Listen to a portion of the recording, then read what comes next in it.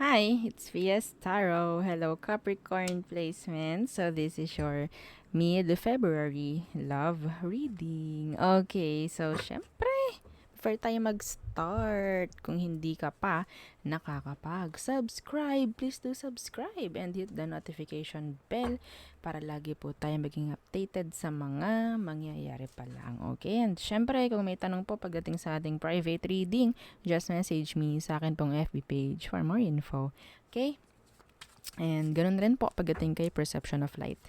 Okay, and yeah, kung may mga tanong pagdating sa ating all-in-one Evil Eye bracelet, sa ating Evil Eye ring, and sa ating Evil Eye necklace, just message me. Yes, don't hesitate, no? Oo. Okay, so, yeah. Capricorn placements.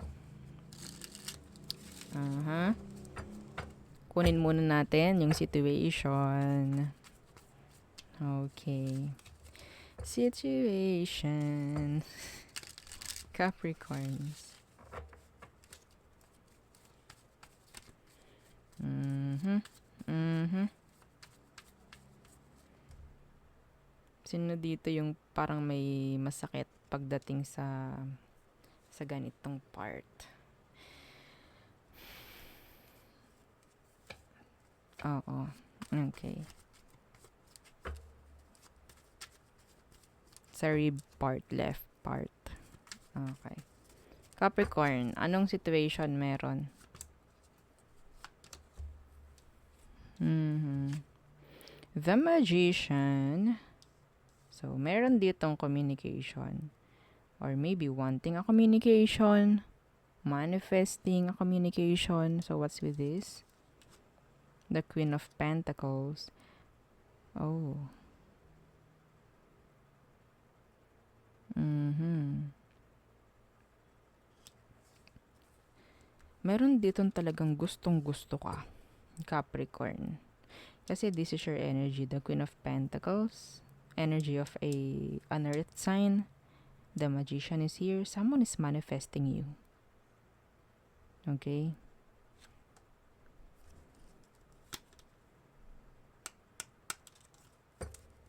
Hmm.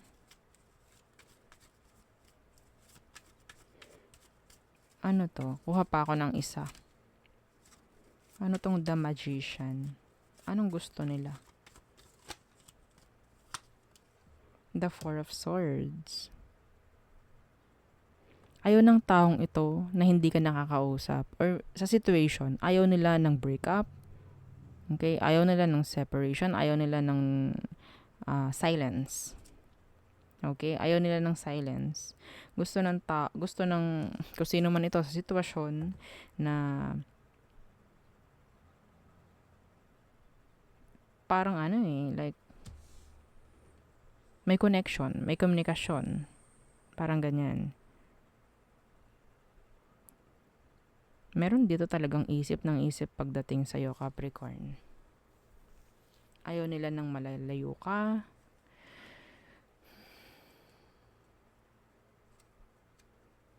Yung iba sa inyo, pwede may anak ka na or may anak kayo ng taong ito. Okay? Meron ditong nag-iisip kung ano ang mga sasabihin, kung anong mga dapat sabihin, kung ano yung mga action na dapat gawin. May nagpaplano para may ayos yung mga dapat ayusin. Yeah. Someone wants to talk talaga. Kung makikita nyo to. Okay? Meron ditong nakikipag-ayos. Parang may gustong makipag-ayos. Kasi this Four of Swords, kung makikita nyo, ito, nakatalikod siya dun sa Three of Swords. Pwedeng ito yung mga kasalanan. Okay? And then, hawak niya yung isa. Yung Ace. Okay? So, pwedeng handa na tong taong to na kung ano man ang magustong sabihin. Yeah, I think meron siyang plano. Meron siyang mga gustong sabihin. Okay? Or mga gustong gawin sa sitwasyon ngayon. Okay? I think nagkaroon dito ng paglaylo or silence pagdating sa inyo. And ngayon, parang nandyan na naman. The Magician. Okay? Someone is like acting, nagno-nurture. Parang ganyan. Acting lagi na parang available. Okay. So, tingnan natin. Anong meron sa kanya? Capricorn. Anong meron sa taong to? So, we have here Virgo, Taurus, air sign. I guess this is Taurus. Okay, or Virgo. Malaki ang energy ng Virgo. Okay. The King of Wands. Some of them, sabihin nating maganda, gwapo, okay, attractive. Okay? And the Ten of Chalices. Yeah. So, itong taong ito, makarisma. Alam mo yun? Okay.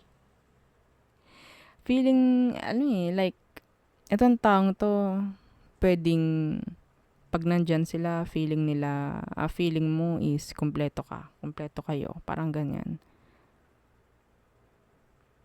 Okay? Or vice versa. Gusto ng taong ito nandyan ka palagi because you're their happiness. The Ten of Chalices. Yeah. The Eight of Chalices. May pagbabalik. Okay?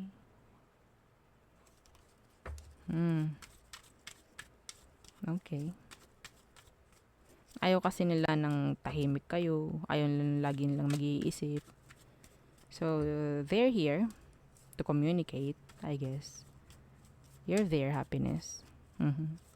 Fire sign, Sagittarius is here. Water sign, fire with water. Okay.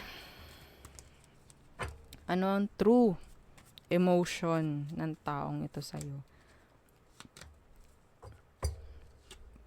The Page of Swords. Some of them pwedeng younger.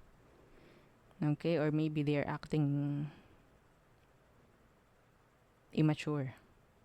Sa ngayon. The Page of Swords. The Nine of Chalices. Yeah, they see you as their wish fulfillment. Para tong energy ni Sag. Some of you pwedeng yeah. The Page of Swords, the Nine of Chalices, they see you as their wish fulfillment. Yeah. The Page of Swords, the Nine of Chalices.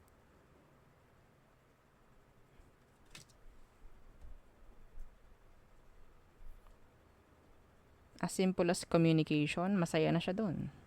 Pero gusto ka niya. You are their wish fulfillment. Sabi nga. Okay?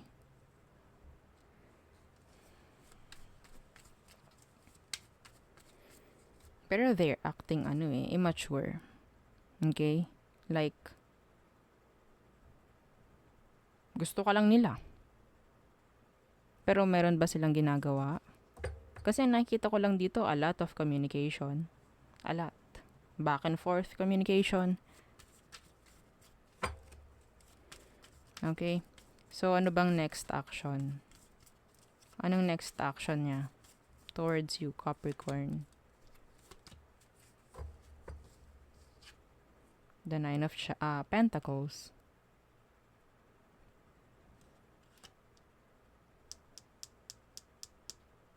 And, yeah, the Justice in reverse.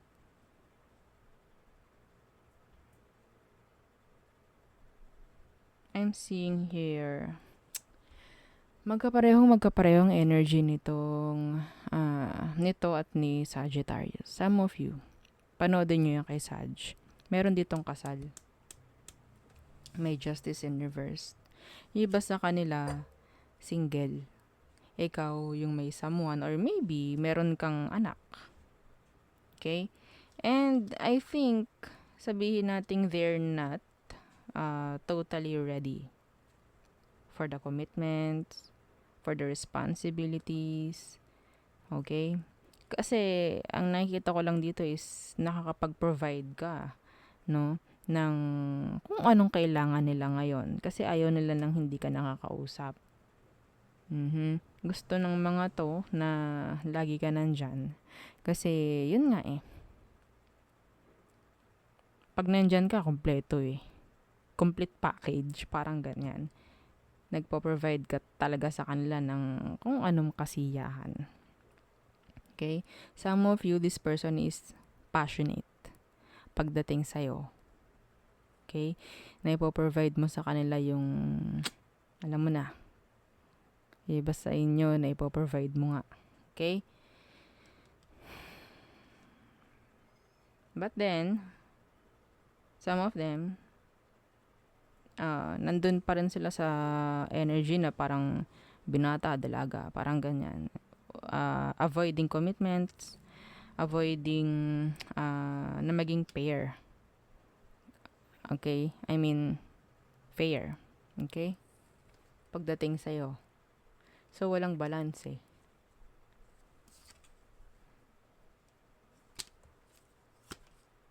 Yeah. The Three of Chalices. Energy of third party.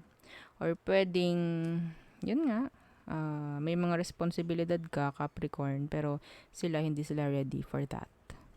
Okay? Kung makikipagrelasyon sila, parang ikaw lang eh.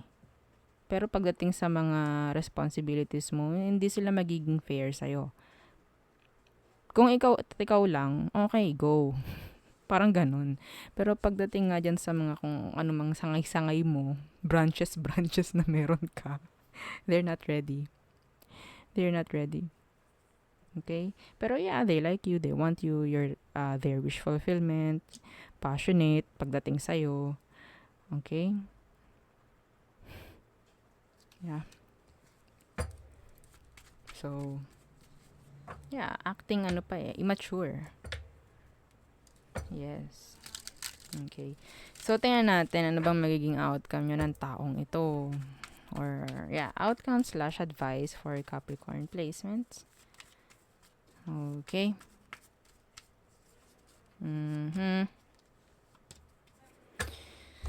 Okay. Strength in reverse. Pwedeng Leo.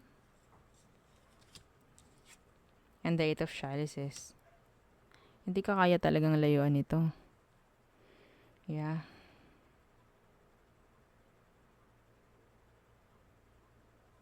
Ito kung meron ditong isa sa inyo, ang magno-no, matitigil to.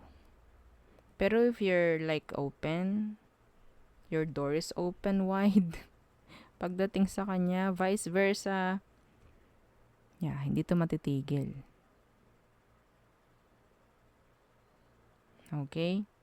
Wala ka rin mapapalasa ngayon dahil they're acting immature, they're not ready sa mga responsibilities na meron ka. And yes, nakikita ko may mga responsibilidad ka ngayon, Capricorn. And kung makikita natin, hindi kayo at pantay. Page and the Queen. Some of you may age gap. Okay? They're like a child. Oo. Relying on you. Parang ganon. Okay? May mga gusto itong taong to na pwedeng na ipoprovide mo as being the Queen of Pentacles, mapababae, mapalalaki. Okay? So, this person, sabihin natin ngayon na hindi niya kaya na mag-commit sa'yo 100%. 100% hindi. Hindi ka lang niya kayang alisan dahil yun nga gusto ka. Okay? Strength in reverse, I guess. Kung ayaw mo rin naman ng ganito at parang na-stuck ka sa ganito, you can say no. You can say no to this person. Ano bang magagawa niya? Diba, wala. Kung nag-no ka, kung sarado mo yung door for them. Okay? Yeah, this is a past person.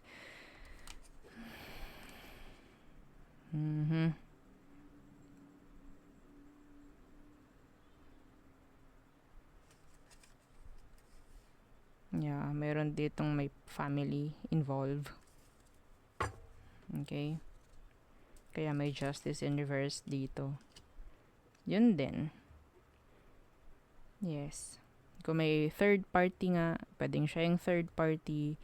And, yeah, passionate, masaya siya sa'yo, gusto ka niya, pero hindi niya kaya to. Hindi pa niya kaya to. Okay? Pero nandyan yan, hindi yan aalis. Hindi siya aalis, hindi kanya aalisan, hindi kanya lalayuan. The Eight of Chalices universe, they can't. They just can't. Okay? Wala eh. Parang ikaw yung tao na dapat para sa kanya pero mali.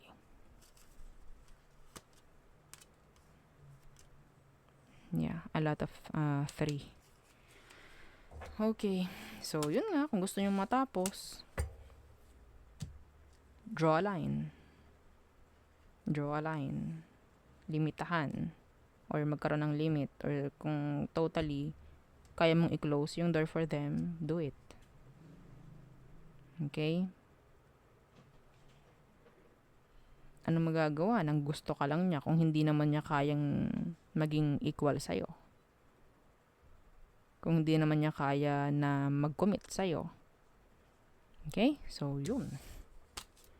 Okay. So, tayo tumungo na sa all signs, Capricorns. Okay. Magkapareho yung energy ni Sagittarius and ikaw. Some of you, pwedeng Sagittarius yung person mo. Okay? Vice versa. Okay. Aries. Open ang kanilang option. Some of them, they're confused. Taurus, you have here unfinished business with this Taurus. Okay. Walang pagbabago pa rin. Gemini, they want to heal things. And yeah, some of them, they're praying pagdating sa sitwasyon, I guess. Cancer, they're open. Their door is open wide for you. Okay. Leo, they're being irresponsible. Some of them, they're just like self-centered. Okay. Virgo, they make you happy. Okay? Or pwedeng ikaw yung parang nagkukumpleto sa araw nitong Virgo. Okay. Libra, they're a third party involved. Okay? Scorpio, open yung kanilang emosyon para sa'yo. Sagittarius, they're thinking of you a lot. You're renting in their head. Like you're living in their head rent-free. Okay? Capricorns, ayaw ng drama. Okay? Andyan yung parang ayaw lang gumawa ng effort or kung ano man, like, ayaw kumilos, parang ganun. Aquarius. So, may repeat na pwedeng mangyari with this Aquarius. Pisces, they want a connection. They're open pagdating sa connection with you. Okay? So, yun ang ating reading for you. Capricorn placements. Again, don't forget to like, share, and subscribe. Thank you. Bye-bye.